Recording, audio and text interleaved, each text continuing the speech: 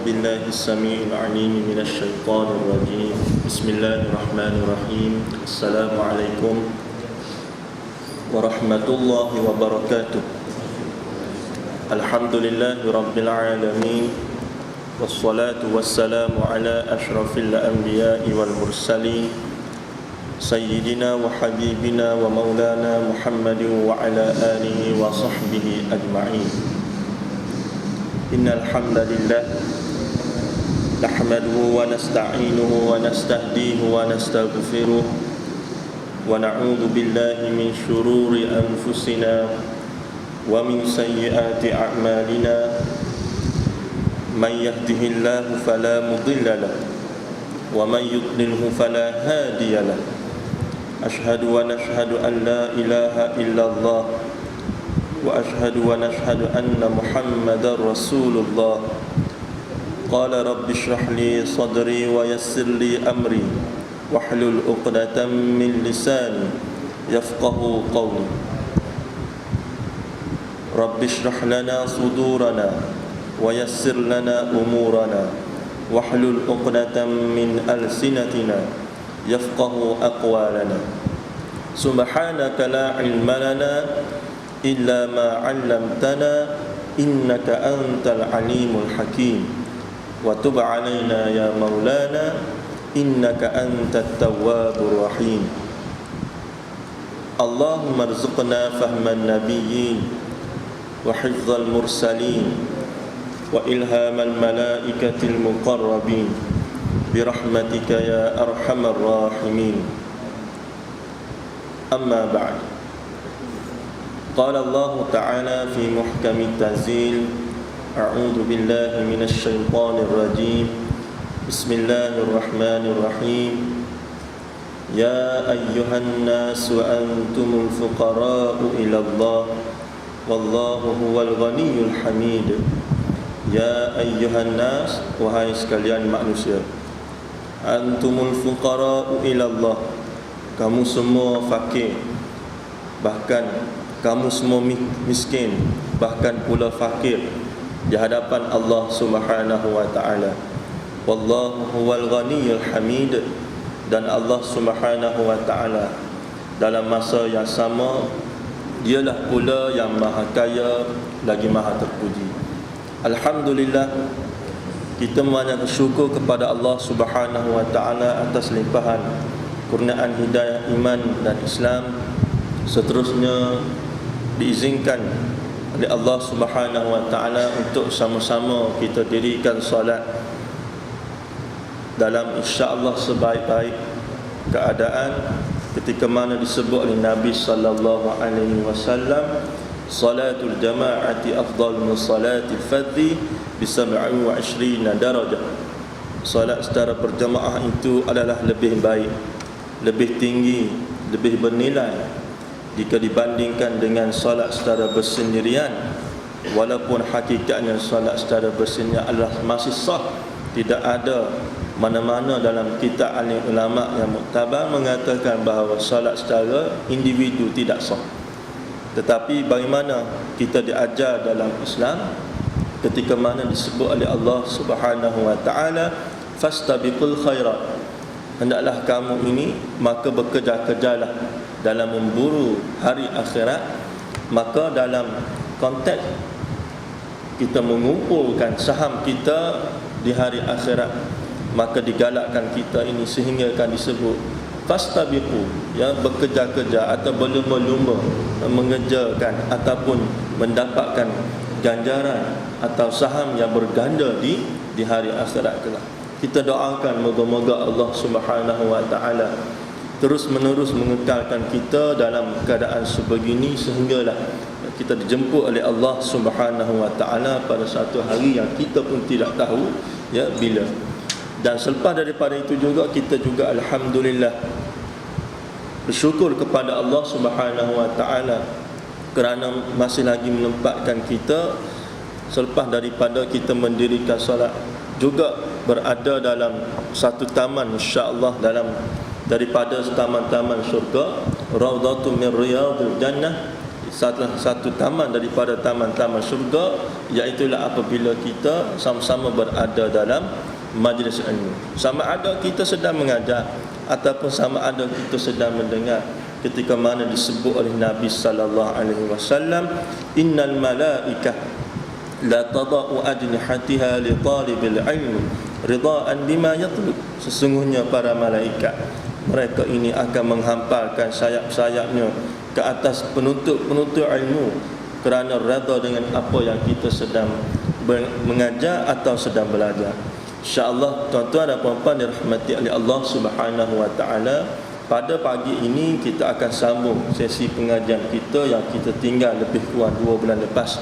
Ya, walaupun kita bertemu dah kalau kira dalam bulan Ramadan, tetapi kita masuk pada tajuk ataupun pada bulan tersebut tentang tajuk yang berkaitan dengan bulan Ramadan.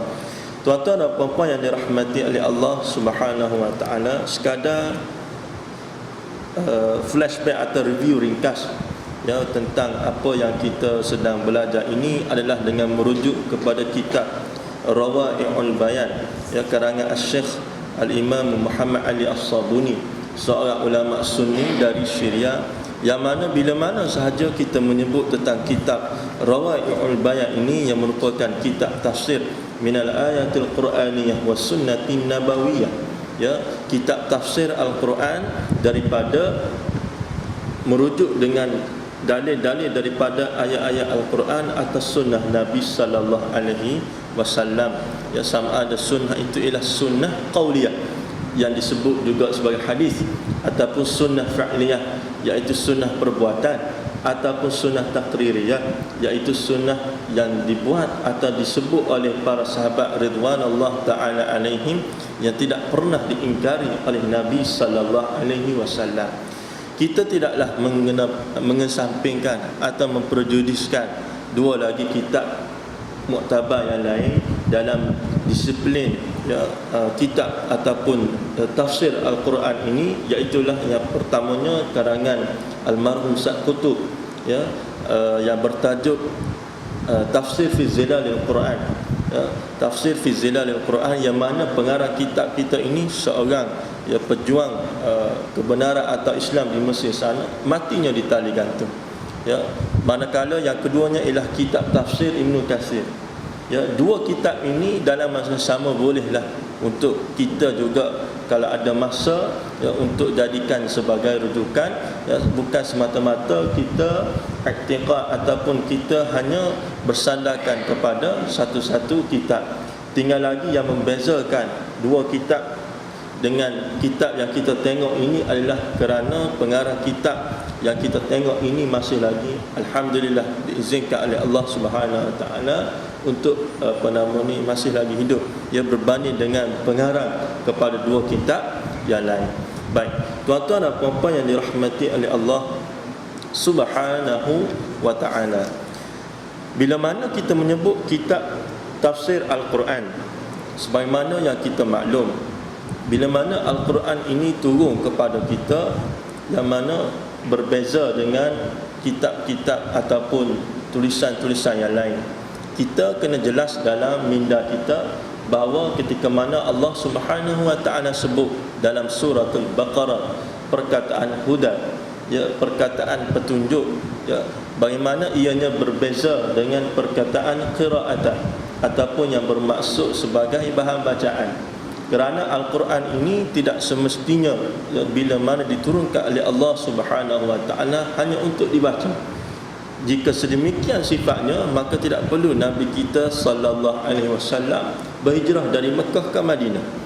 Ya, jika Al-Quran ataupun Islam itu sebegitulah sifatnya, ya, maka tidak perlu sampai kepada pejuang-pejuang Islam terpaksa bersusah payah atau sehingga terpaksa mengorbankan nyawa. Ya, kerana kalau kita tengok dalam peristiwa hijrah tersebut, bagaimana ketika mana antara cadangan yang dicadangkan oleh orang kafir Quraisy kepada Nabi sallallahu alaihi wasallam dan orang-orang Islam di Mekah pada waktu dan ketika itu, mereka mengatakan bahawa ya Muhammad, ya, kalau kamu ingin salat silakan ya pada hari Jumaat, tapi pada hari Ahad maka mari ke tempat aku pula. Ya, maknanya di sini ialah kalau nak solat dibenarkan, kalau nak mengaji dibenarkan, kalau nak mengajar dan sebagainya dibenarkan, tapi mesti dalam masa yang sama mengiktiraf ya agama-agama mereka, ataupun dalam masa yang sama sehinggalah tidak menjadikan Islam sebagai satu sistem kehidupan. Ya, tetapi dalam masa yang sama Nabi sallallahu alaihi wasallam kalau kiranya telah kita katakan bahawa agak ataupun boleh dikatakan sudah pun bersenang-lenang lah, kita kata dengan bahasa mudah, di Mekah sana, tetapi mengambil jalan yang susah, berhijrah ke tempat yang asing, cukup asing, untuk bahkan bila melangkah keluar dari Mekah menuju ke Madinah, yang mana pada waktu dan ketika itu namanya kota Yathrib, dalam keadaan yang penuh kesedaran bahawa tidak tahu bila nak pulang semula ke kampung halaman. Berbeza dengan kita ni, ya, kadang-kadang bila kita balik ke kampung ataupun bila kita berhijrah keluar dari kampung, kita boleh agak dah, ya, bila hari raya boleh balik dan sebagainya. Ya, maknanya ada plan. Ya, tetapi Nabi sallallahu alaihi wasallam dan juga pejuang-pejuang Islam di Mekah, bila mana mereka melangkah keluar dari tanah air kerana memperjuang Islam, dalam keadaan penuh kesedaran tidak ada jaminan untuk pulang kembali semula ke kampung halaman. Ya, dan ini nak menunjukkan kepada kita bahawa bagaimana bila mana Islam itu turun sebagai nizamul hayat, sebagai satu sistem kehidupan, ianya mestilah diaplikasikan dalam seluruh kehidupan kita, sama ada kita berada di tempat sendiri atau di tempat orang. Ya, tuan-tuan dan puan-puan dirahmati oleh Allah Subhanahu wa taala. Sebab itu penting untuk kita ini memahami atau mengambil bahkan sekalipun Al-Quran ini sebagai satu panduan kehidupan kita. Ketika mana kita tengok ada satu kitab yang bertajuk Mada Ya'ni Intima'i lil Islam. Ya, kalau kita tengok kitab ini ditulis oleh seorang jurutera, ya, seorang jurutera tetapi berfikrah Islamik, ya, seorang jurutera yang berfikrah Islamik yang bernama almarhum, ya, yang sudah almarhum Dr. Fathi Yakan. Bagaimana dalam kitab ini dikarang menunjukkan kepada kita Islam ini ialah salah satu agama yang cukup sempurna, bukan setakat merangkumi aspek akidah atau disebut akal, ya, kepada satu-satu pokok lah, kita kata mudah. Bahkan ia juga merangkumi, ya, aspek ibadah, aspek akhlak dan sebagainya. Sebab itu kalau boleh, ya, tuan-tuan, paling kurang lah kita kata, ya, kena ada lah kitab apa artinya saya menganut Islam, kerana tafsirannya dalam bahasa Melayu sudah ada merata-rata, ya, di kedai-kedai sana. Tinggal lagi kita nak cari atau tidak. Bila mana kita tengok kepada kitab ini, kita akan merasakan bahawa Islam ini bukan hanya di masjid, atau bukan hanya di surau, atau bukan hanya di madrasah, ya, atau bukan hanya di pondok-pondok. Bahkan Islam ini ketika mana kita celek mata sehingga kan kita tutup mata kita semula, begitulah yang kita dianjurkan untuk meletakkan Islam sebagai satu sistem kehidupan. Daripada itu, pada pagi ini insya-Allah kita nak tengok juga, ya, bagaimana nilai-nilai Islam yang ada dalam kitab-kitab ataupun dalam Al-Quran ini sebagai panduan dan rujukan kita, bukan semata-mata kita kata untuk isi masa kosong atau untuk isi masa lapang. Kerana inilah sebenarnya peranan dan tanggungjawab kita menerima wahyu daripada Allah SWT melalui Nabi sallallahu alaihi wasallam yang dihantar melalui perantaraan malaikat Jibril alaihi salam, untuk kita menjadikan Al-Quran sebagai, kita sebut sebelum ini sebagai GPS, ya, bagaimana untuk kita ini untuk hidup di hari akhirat semula. Kerana orang Islam diajar bahawa kehidupan ini tidak akan berakhir apabila kita mati di dunia. Bahkan bila kita mati di dunia ini, kehidupan kita akan terus berterusan di alam yang seterusnya, iaitu alam barzakh, dan selepas daripada itu kita akan pergi ke alam akhirat.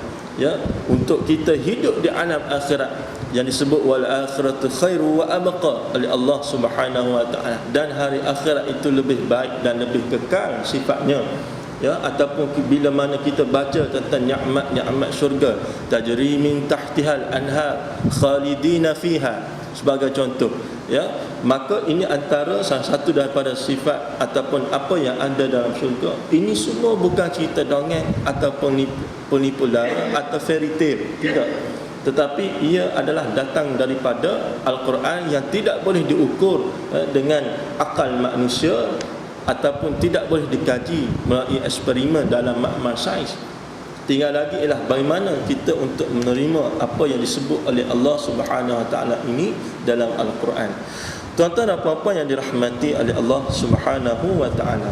Baik, kita tengok yang keseterusnya. Sebelum ini kita berhenti pada sababun nuzul, ya, pada ayat daripada suratul Hujurat, daripada ayat yang ke-6 hingga ayat yang ke-10. Kita telah pergi secara tafsirannya dari segi bahasa dan dari segi istilah. Juga kita telah pergi dari segi tafsirannya dengan merujuk kepada ketiga-tiga kitab alim ulama yang muktabar tadi dari segi makna, dan juga kita juga telah pergi dari segi tentang sebab penurunan ayat daripada suratul Hujurat yang bermula daripada ayat yang ke-6 hingga ayat yang ke-10 ini, yang mana pada pagi ini kita akan masuk pula kepada perincian atau pencerahan yang keseterusnya, iaitulah berkaitan dengan lataifut tafsir ataupun yang disebut dengan bahasa kita sebagai intisari ayat.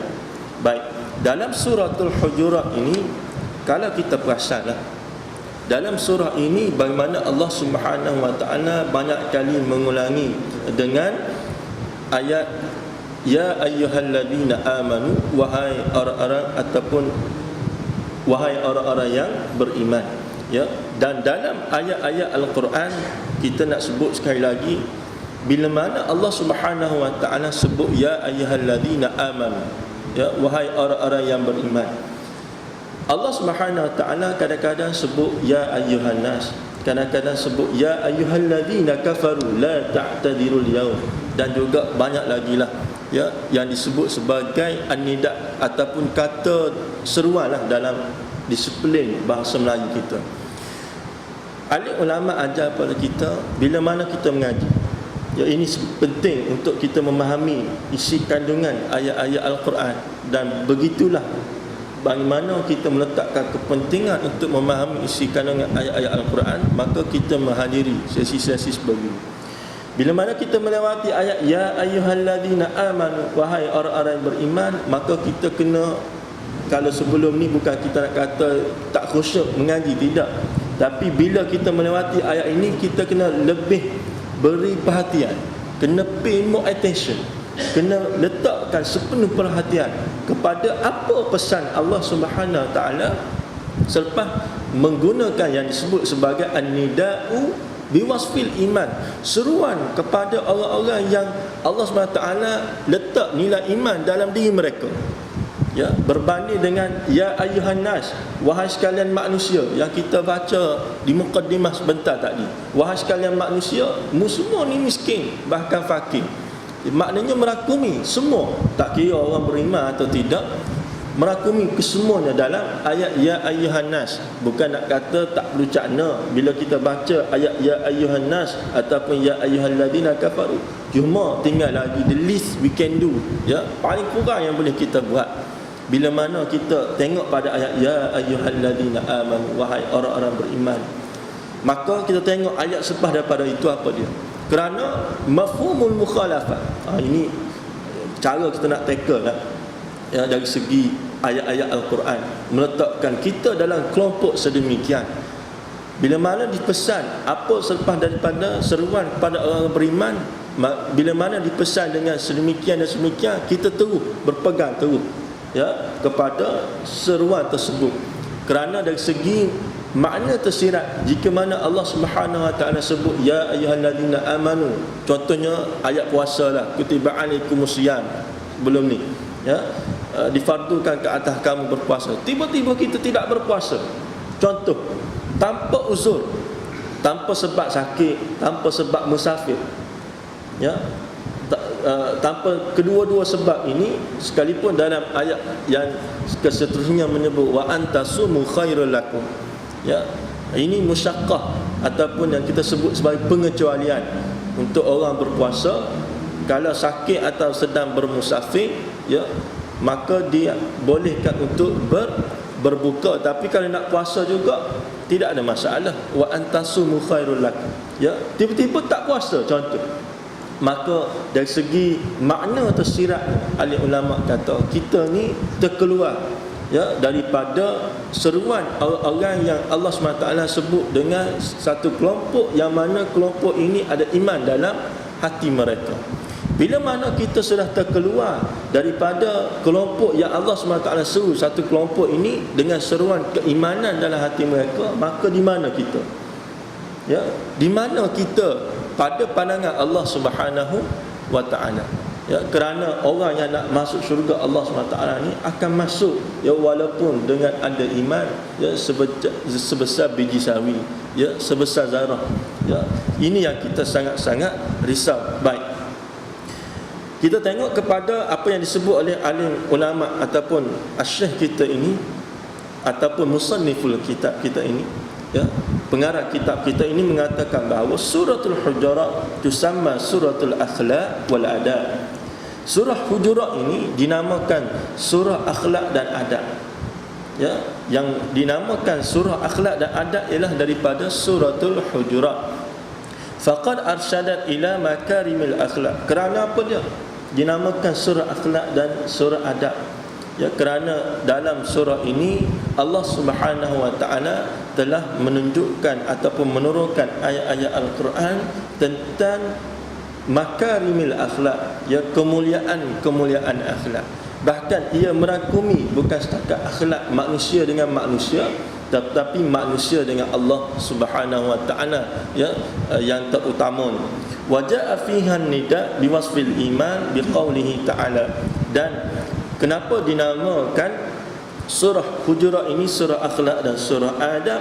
Kerana padanya Allah Subhanahu wa taala membuat seruan kepada manusia yang mana manusia ini ada sifatnya ataupun golongannya atau kumpulannya.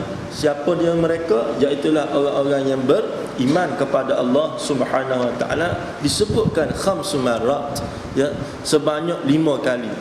Ayat tak banyak, tapi seruan kepada seruan dengan menggunakan ayat ya ayyuhalladzina amanu ini, kalau kita tengok banyak sekali disebut dalam surah ini, sehingga kan disebut sebanyak 5 kali. Wa fi kulli marratin irsyad ila makramati minal makarim. Dan setiap daripada seruan tersebut menunjukkan kepada kemuliaan daripada kemuliaan akhlak, wa fadilah minal fadail, wa hadhihi al-adab ar-rafi'ati nasta'riduha fi faqaratin ala wa hiya. Baik, yang pertamanya Allah Subhanahu wa taala menyebut ya ayyuhalladzina amanu la tuqaddimu baina yadayillahi wa rasul. Yang mana dalam ayat yang pertama ini ataupun seruan yang pertama ini Allah Subhanahu wa taala menyebut tentang yang mana tafsirkan oleh asy-syekh kita sebagai wujubut ta'ah wal inqiyad li awamir Rasul sallallahu alaihi wasallam wa adamut taqaddumi alaihi bi ra'yin aw bi qaulin, iaitulah kewajiban untuk taat kepada Allah Subhanahu wa taala dan kepada Rasul Nabi sallallahu alaihi wasallam, dan tidak mendahulukan kedua-duanya di atas akal kita atau pandangan kita, atau dalam bahasa kita sekarang kajian kita, eksperimen kita dan sebagainya. Yang lain dibolehkan, ya, yang mana selain daripada Allah Subhanahu wa taala dan selain daripada Nabi sallallahu alaihi wasallam, maka dibolehkan, ya, untuk kita kata kita takwil ke dan sebagainya. Tapi bila mana ia datang daripada Allah Subhanahu wa taala atau Nabi sallallahu alaihi wasallam, maka disebut wujubut ta'ah wal inqiyad li awamir, ya, li awamirillah awi rasuli sallallahu alaihi wasallam. Sebab itu disebut jangan kamu ini la tuqaddimu, memandai-mandai baina yadayillahi wa rasul, baina yadayillahi wa rasuli. Jangan kamu memandai-mandai, kamu melebih-lebihkan diri kamu ini, memandai-mandai melebihi Allah Subhanahu wa taala dan Nabi sallallahu alaihi wasallam.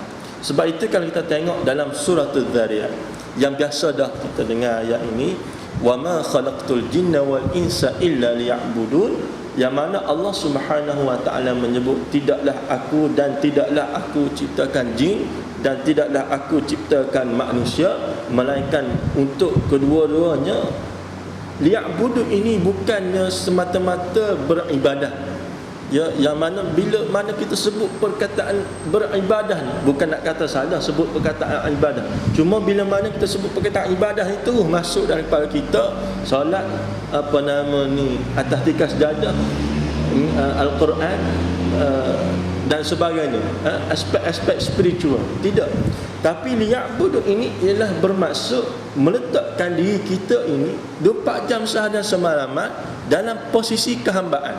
Ini yang orang susah nak buat. Bukan setakat orang lah, kita sendiri pun susah nak buat.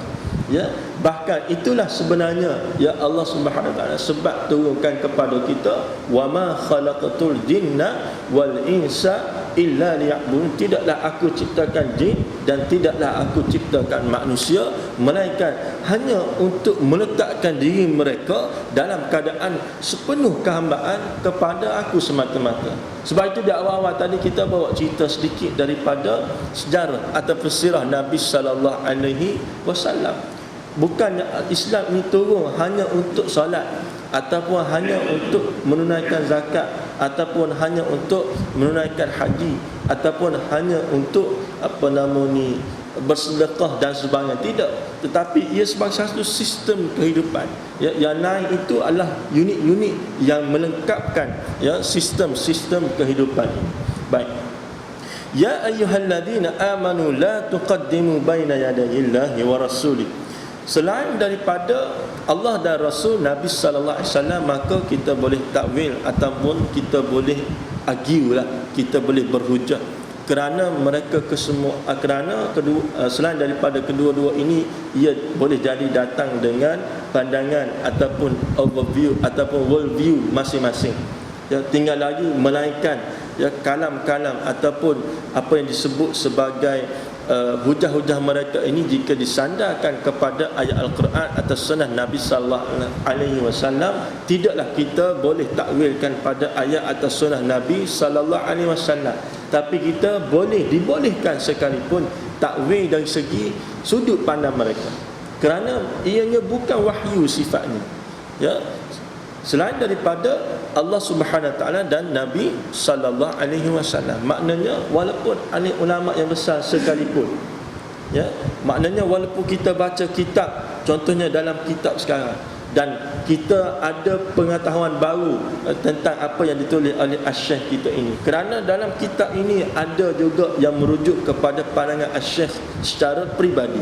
Bila mana disebut wa fi ra'yi, ya, bila mana kita tengok kitab-kitab Arab, wafir ra'yi ni apa maksudnya? Sebab tu kitab-kitab apa jua kitab sekalipun, ya, ia bukan Al-Quran. Ya, satu-satunya kitab yang tak boleh takwil adalah Al-Quran. Tapi kita ni kadang-kadang insya-Allah bukan rasa ni lah. Ya, kitab ahli ulama ni pegang sungguh-sungguh, tapi kitab Al-Quran ni banyak pula kita nak takwil. Bila orang duk cerita macam tu, mari daripada Al-Quran ataupun ayat-ayat Al-Quran, banyak pula nak takwil. Tapi sebab kita ni mengaji dengan syekh-syekh tertentu, taksub pula kepada mereka, wala ayazubillah min zalik. Sedangkan kita diajar dalam Islam tentang bagaimana untuk berhadapan dengan perbezaan. Ya, tidak boleh taksub kepada satu-satu perkara. Maknanya kalau kita kata di sini bahawa yang hanya kita boleh berpegang sungguh-sungguh adalah Al-Quran dan sunnah Nabi sallallahu alaihi wasallam. Yang lain kita kira kita mengaji, tapi nak berpegang 100% tu kita tengok dulu kepada kesesuaian. Boleh jadi yang disebut dalam kitab syekh kita ini tahun dulu lah, 70 80-an dulu, ya, dalam lebih kurang 30-40 tahun lepas. Tapi zaman sekarang ni lain. Bukan nak kata kita mentafsirkan Al-Quran atau Sunnah mengikut selera hawa nafsu, tidak. Tapi dari segi pandangan mereka secara peribadi. Ya, adapun ayat Al-Quran atau Sunnah Nabi sallallahu alaihi wasallam yang disebut oleh sesiapa sekalipun dengan merujuk kepada dalil-dalil yang sahih, ini kita kira tidak takwil. Baik. Ya ayyuhalladzina amanu la tuqaddimu baina yadayillahi wa rasul, yang bermaksud ay la ta'jalu biqaulin. Yang Syekh kita menyebut bahawa janganlah kamu menjadikan dengan perkataan au fi'lin ataupun dengan perbuatan qabla an yaqula fihi Rasulullah sallallahu alaihi wasallam al yaf'al, sebelum apa yang disebut oleh Nabi sallallahu alaihi wasallam atau apa yang dibuat oleh Nabi sallallahu alaihi wasallam. Ya, ayat ini merujuk kepada satu peristiwa yang lain, ketika mana Nabi sallallahu alaihi wasallam melantik Mu'adz Ibn Jabal sebagai qadi di Yaman. Ketika mana Nabi sallallahu alaihi wasallam menghantar Mu'adz ini ke Yaman, ditanya, ya Mu'adz, bila mana kamu nak berhukum ataupun qadi ni bahasa kita sekarang hakim lah, ya, nak jatuhkan satu-satu hukuman, bima taqdi ya Mu'adz, ya, bima tahkum, dengan apa yang dengan sandaran apakah autoriti, apakah dalil, apakah sandaran kepada hujah kamu apabila kamu nak jatuhkan satu-satu hukuman. Jawab Mu'adz, aku ni walaupun pergi ke Yaman, ya, tapi dia jawab terus bi kitabillah. Nak sebut di sini bahawa walaupun ke Mekah ke Yaman ke Malaysia ini semua planet Allah Subhanahu Wa Taala, ini semua bumi Allah Subhanahu Wa Taala, maknanya terguna pakai, ya, di mana-mana tempat sekalipun. Bahkan kalau kita tak hidup di bumi, ya, kita ke mustari, contoh, ya, planet-planet Allah Subhanahu Wa Taala, namanya salah satunya bumi, ya, kita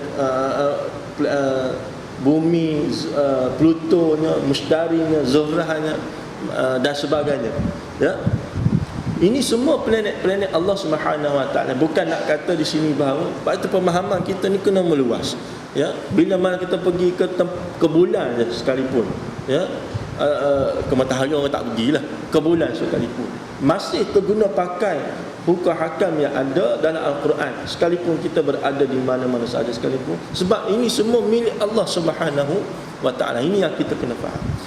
Ketika mana Mu'adz jawab pada soalan Nabi SAW, ya Rasulullah, ya, aqdi bi kitabillah, tamu sekali disebut aku akan berhukum dengan kitab Allah, ya, iaitulah Al-Quran, dengan mengambil kepada intisari ayat daripada suratul Hujurat. Maknanya apa dia? Apa jua permasalahan, aku akan tengok Al-Quran dulu, ya, sebagai permulaan ataupun sebagai sumber yang pertama.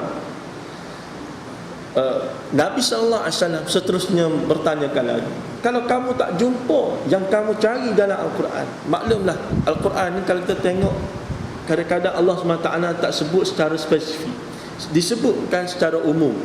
Wa aqimus salat, contoh, ya, dan dirikanlah solat. Tidak disebut solat subuh ada 2 rakaat, kalau bermusafir boleh solat jamak qasar, tidak disebut, ya. Fa kaifa idza disebut, bagaimana jika tidak ada yang kamu cari dalam Al-Quran? Jawabnya, aqdi bisunnatika ya Rasulullah sallallahu alaihi wasallam. Jika tidak ada dalam Al-Quran, aku pasti akan menjadikan sandaran yang kedua sudah tentu dan tidak ada syak dan ragu, iaitulah kepada sunnahmu wahai Rasulullah sallallahu alaihi wasallam. Dan sunnah ni yang kita sebut tadi lah, dari segi qauliyah, hadis, ataupun fi'liyah, perbuatan, ataupun taqririyah, iqrar atau pengakuan Nabi sallallahu alaihi wasallam kepada kata-kata atau perbuatan sahabat ridwanullah taala alaihi, ya.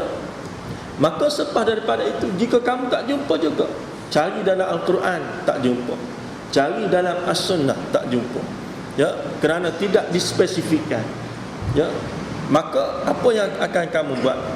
Dia jawab bahawa aku akan merujuk kepada yang keseterusnya, sumber perundangan yang ketiga iaitu ijma', dan yang keempat ialah qiyas. Ya, yang mana Nabi SAW sehingga akan bertanyakan, kalau kamu tak jumpa juga dalam keempat-empat sumber perundangan Islam ini, yang mana inilah sebenarnya cara kita meletakkan diri kita dalam disiplin Allah Subhanahu Wa Taala dari segi dalil-dalil atau sandaran-sandaran hukum. Iaitulah yang pertamanya, sebagaimana yang kita maklumi, disepakati oleh ahli ulama, sumber rujukan pertama ialah Al-Quran, yang kedua ialah As-Sunnah, yang ketiga ialah Al-Ijma', dan yang keempatnya ialah Al-Qiyas. Yang Nabi SAW sehingga pergi pada penghujung, kalau tak jumpa juga, macam mana? Maka masa itulah Muaz mengatakan bahawa radhiyallahu anhu, aqdi bi ra'yi, pada waktu dan ketika itulah aku akan berhukumkan ataupun aku akan membuat satu-satu hukuman itu bersandarkan kepada bira'yi ini, pendapatlah, ya, pandangan, ya.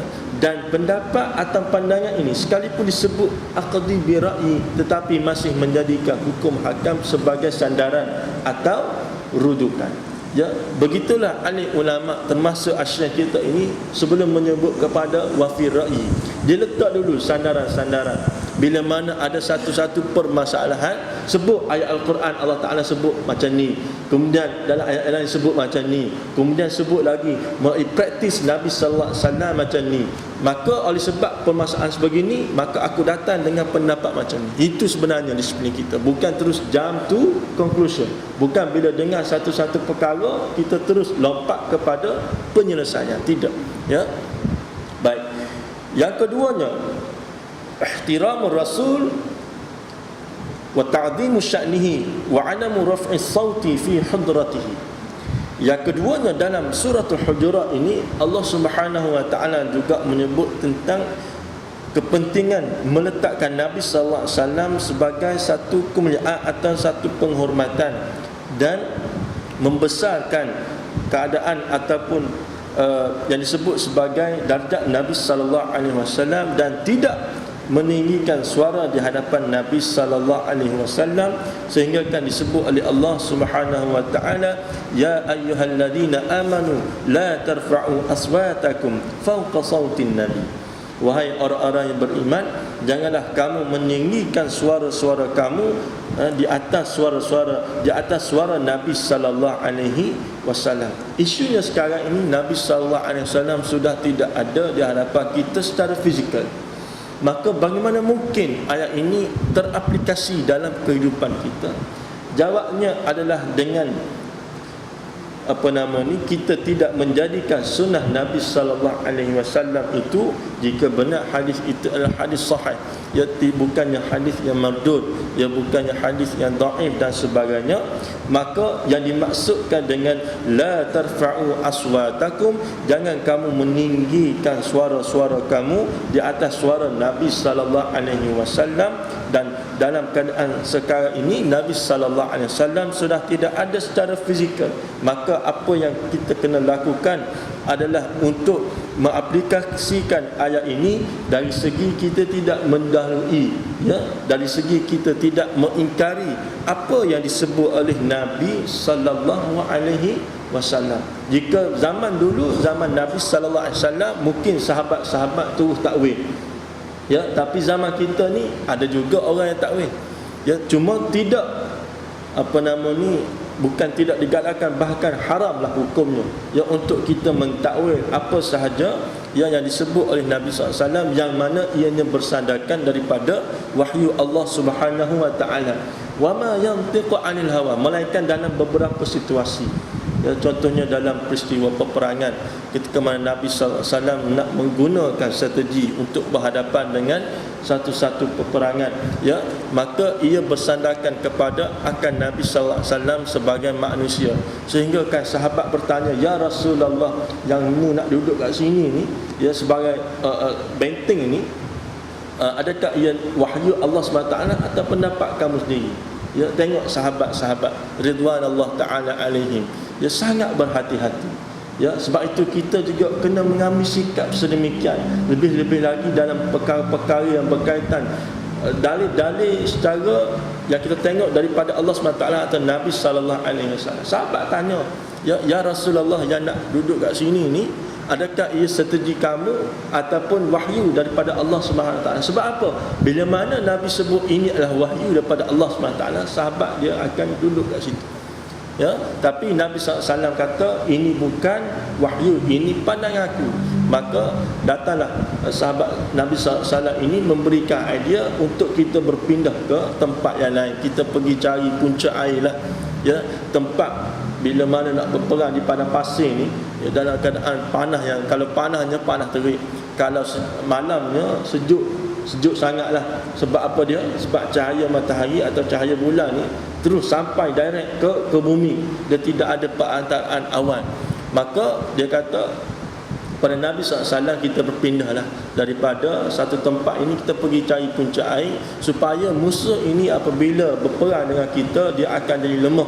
Sebab dari segi kekuatan kepada mereka ataupun sandaran mereka kepada air untuk menghilangkan dahaga dan sebagainya, ini tidak ada, ya. Melainkan dalam beberapa situasi, yang lainnya semua datang daripada wahyu Allah Subhanahu Wa Taala. Kita nak tahu situasi itu sama ada datang daripada wahyu atau tidak, inilah yang kita kena mengaji, ya, tentang Nabi kita sallallahu alaihi wasallam. Disebut dalam surah An-Najm, ya, wa ma yantiqu 'anil hawa in huwa illa wahyu yuha. Nabi sallallahu alaihi wasallam tidak pernah bercakap meletakkan hawa nafsu sebagai sandaran, tetapi melainkan dengan meletakkan ataupun menjadikan wahyu sebagai panduan ataupun dengan melalui perantaraan wahyu daripada Allah Subhanahu wa taala. Tapi masih dalam masa yang sama, Nabi kita sallallahu alaihi wasallam sebagai manusia biasa, ya, bila mengantuk tidur, bila lapar makan, bila dahaga minum, dan sebagainya, masih macam manusia biasa. Tinggal lagi ialah yang ini yang kita sebut, bila mana kita mengaji tentang Nabi sallallahu alaihi wasallam, kita akan nampak, ya, betapa cantiknya Islam itu. Salah satu hikmahnya turun kepada manusia, bukan kepada malaikat atau kepada jin lah, kita kata. Nak menunjukkan bahawa Islam ni yang kadang-kadang kita tak boleh nak fikir dengan akal, sesuai untuk diaplikasikan dalam tubuh batang manusia. Kerana Nabi sallallahu alaihi wasallam sebagai manusia, tinggal lagi sebagai dijadikan ataupun dipilih oleh Allah Subhanahu taala untuk bawa wahyu melalui malaikat Jibril, ya, kerana dipilih oleh Allah Subhanahu taala. Dan dengan membawa wahyu ini melalui perantaraan tubuh batang manusia, nak menunjukkan kepada kita yang kita sebutkan tadi, bahawa Islam ini sesuai untuk diaplikasikan dalam kehidupan kita sebagai seorang manusia. Baik, seterusnya disebutkan lagi bahawa, sebelum kita berhenti, kalau kita lihat dalam ayat yang keseterusnya, yang mana merupakan ayat yang kita baca ataupun merupakan tajuk yang kita baca sebelum ini ataupun sekarang ini, iaitulah yang ketiga, wujubut tathabbuti min sihhatil akhbar wa adamul i'timadi ala aqwalil fisqah al-mufsidin. Ya, disebut oleh Allah Subhanahu wa taala dengan lafaz ya ayyuhalladzina amanu in ja'akum fasiqun binaba'in fatabayanu. Ayat yang ketiga inilah yang mana kita jadikan ataupun yang asyik kita tafsirkan, yang mana dalam ayat yang ketiga ini disebut tentang kewajipan ataupun bagaimana kita ni ada hak dan tanggungjawab at-tasabbutu min sihhatil akhbar, untuk memastikan kesahihan satu-satu perkara atau berita, dan wa'adamul i'timad, dan jangan sesekali kita ini berpegang kepada aqwalul fisqah al-mufsidin, kepada kata-kata orang yang fasik dan juga orang-orang yang sentiasa melakukan kerosakan. Ya, maknanya di sini lah, ini disiplin kita sebagai orang Islam adalah untuk tidak berpegang kepada kata-kata orang fasik dan orang-orang yang sentiasa melakukan kerosakan, lebih-lebih lagi kalau orang bukan Islam, yang mana disebut wujubut tasabbut, kewajipan untuk kita ini, ya, memastikan kesahihan satu-satu berita. Kita tengok dalam sababun nuzul yang kita baca 2 bulan lepas, kalau masih ingat lah, Bagaimana Nabi sallallahu alaihi wasallam bila mana menerima tentang satu-satu perkhabaran yang buruk tentang sahabat baginda sallallahu alaihi wasallam, ya, ataupun yang disebut sebagai orang Islam, walaupun boleh jadi tak pernah berjumpa, tetapi bila mendengar tentang perkhabaran buruk, ya, terus tidak jump to conclusion, tapi siasat dulu. Inilah yang kita sebut akhlak dan adab kita sesama orang Islam. Dan ini tidak bermaksud kena prejudis dengan orang bukan Islam. Ya, kalau sempat kita akan tengok kepada fiqh berinteraksi dengan orang bukan Islam. Ada dah satu buku, kitab yang dikarang, ya, tentang fiqh berinteraksi dengan orang bukan Islam. Bukan nak kata bahawa kita kena prejudis kepada orang bukan Islam, tapi ada hak dan limitasinya.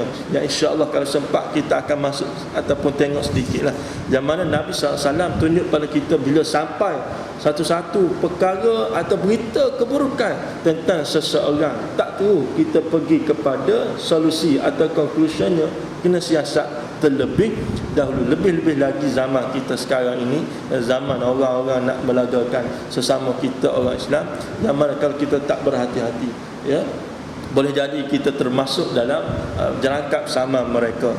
Baik, secara ringkaslah kita pergi yang keempat dan yang kelima ni, kalau kira memerlukan kepada tafsiran yang panjang, yang insya-Allah kita kalau sempat, kalau diizinkan oleh Allah Subhanahu Wa Taala untuk kita berjumpa lagi lah pada bulan-bulan yang akan mendatang, untuk kita melihat kepada perincian yang keempat dan juga perincian yang kelima, yang mana tidak kurang pentingnya disebut dari segi oleh ahli ulama kita ini ataupun oleh pengarang kita ini tentang an-nahyu anis sukhriyah bin nasi wa anit tanabuzi bil alqab. Yang pertama, yang keempatnya dan yang kelimanya ialah an-nahyu anit tajassusi wal ghibah wasu'idh dhan wa an sa'iril akhlaqidh dhamimah, ya, yang mana disebut tentang larangan untuk kita ni mengintip atau mengumpat ataupun bersangka buruk ataupun memiliki akhlak-akhlak yang dikeji oleh Allah Subhanahu Wa Taala, memerlukan kepada perincian-perincian yang lebih kurang terperinci ataupun details. Dan juga kita nak tengok kalau sempat insya-Allah pada bulan yang akan mendatang tentang bagaimana kita interaksi dengan orang-orang bukan Islam, kerana dalam ayat ini Allah Subhanahu Wa Taala ajar kepada kita melalui praktis Nabi sallallahu alaihi wasallam tentang sifat kita atau akhlak kita kepada orang-orang sesama Islam. Maka bagaimana pula dengan orang bukan Islam? Bahkan Islam ajar bukan setakat interaksi dengan orang bukan Islam, tetapi juga interaksi dengan tumbuh-tumbuhan. Dari segi kita merujuk kepada dalil bila mana Nabi sallallahu alaihi wasallam nak menyertai satu-satu peristiwa peperangan, dilarang kepada sahabat-sahabat radhiyallahu taala alaihim memusnahkan bangunan ataupun merosakkan tanaman-tanaman dan sebagainya. Insya-Allah tuan-tuan dan puan-puan dirahmati oleh Allah Subhanahu Wa Taala, moga-moga kita diizinkan oleh Allah SWT lagi untuk kita menyambung sesi ataupun pengajian kita yang seterusnya.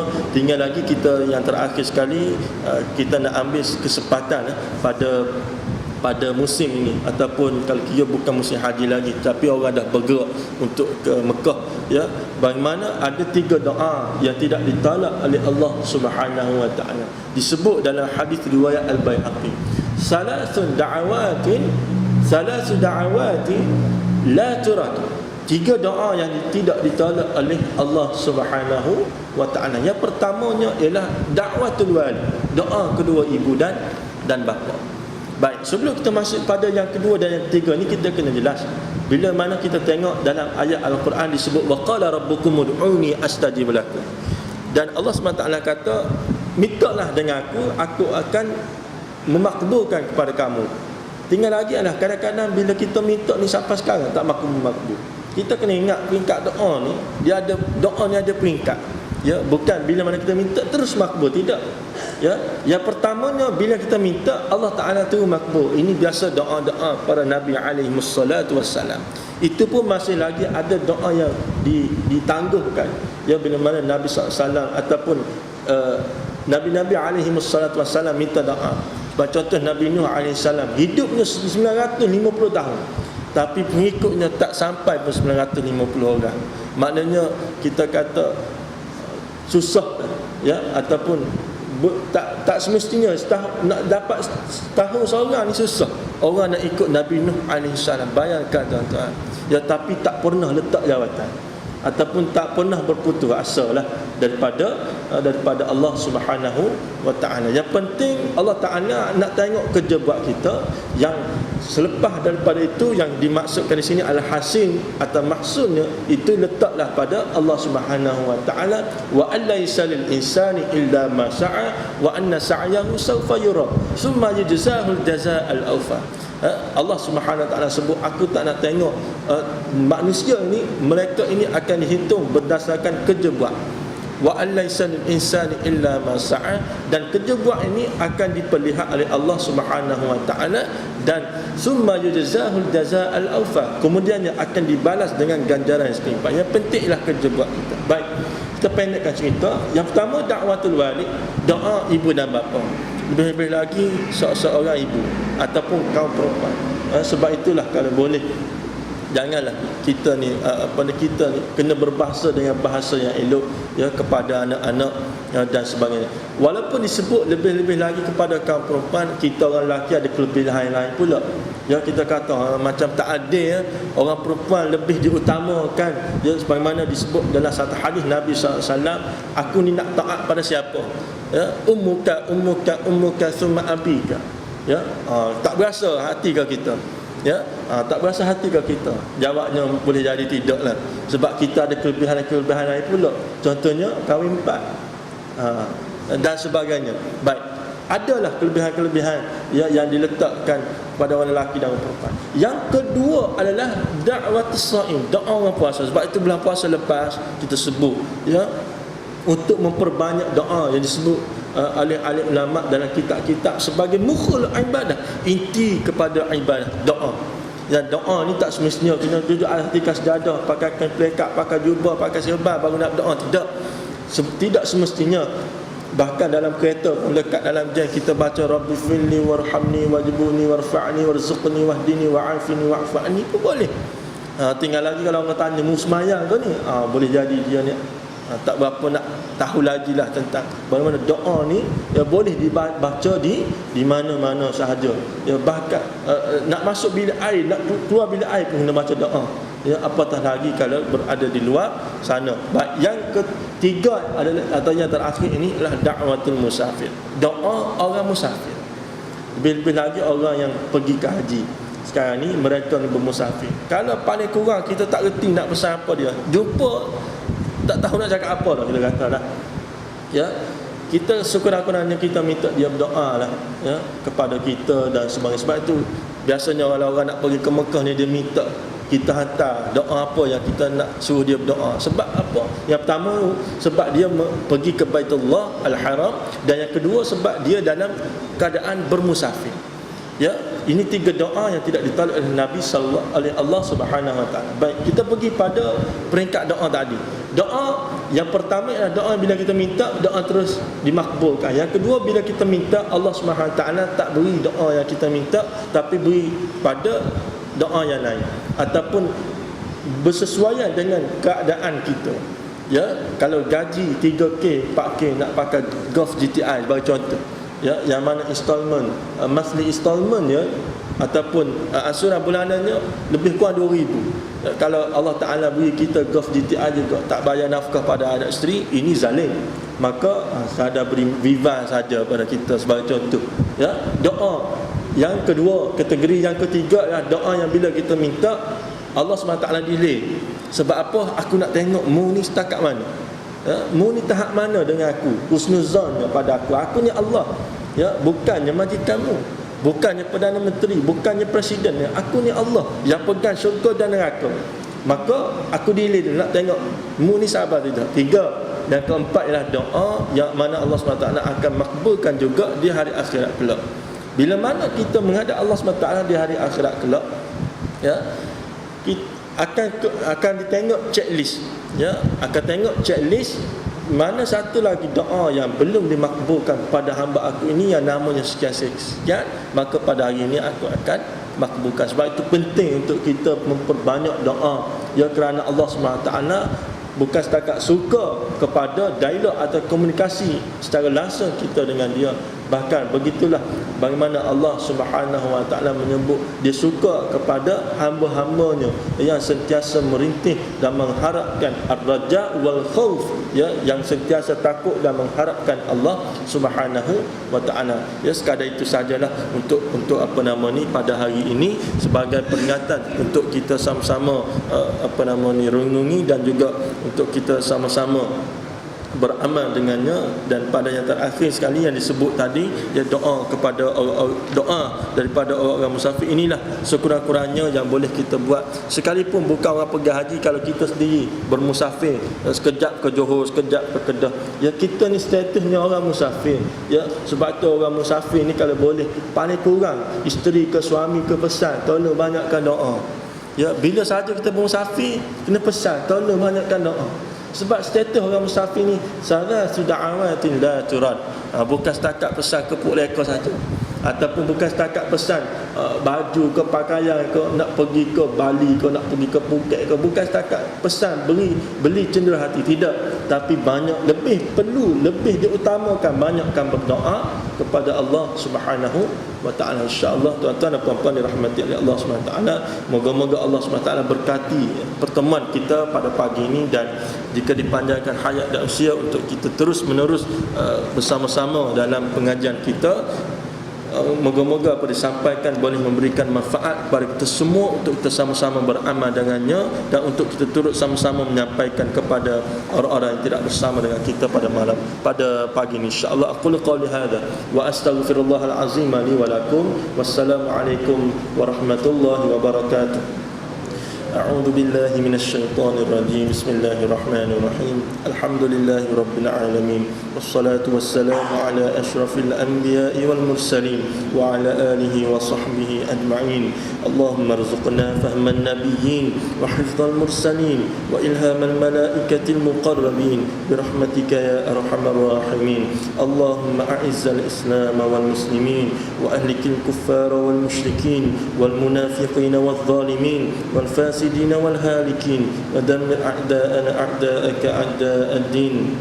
اللهم انصر إخواننا المجاهدين في فلسطين، اللهم انصر إخواننا المجاهدين في سوريا، اللهم انصر إخواننا المجاهدين في مصر، اللهم انصر إخواننا المجاهدين في ماليزيا، اللهم انصر إخواننا المجاهدين في كل مكان وفي كل زمان وفي كل أرض الإسلام.